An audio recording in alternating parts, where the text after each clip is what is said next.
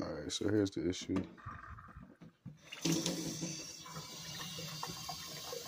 That's no good. This is no good. So we just gonna replace this whole thing. Alright, it's off with the old, on with the new. I just gotta hook everything back up. We good.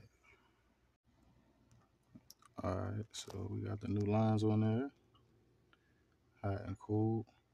We actually added on some shut-off valves too on this. Now you can actually shut it on. You don't have to go down in your basement to cut it off. You can just shut it on right here and shut it off with the valves.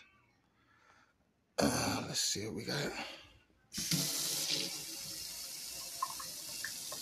Before it was leaking all right here. That was all busted. Make sure we got a clean rundown.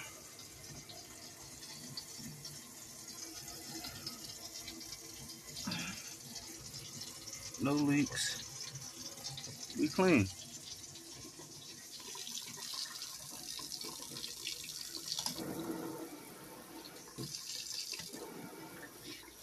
That's a wrap.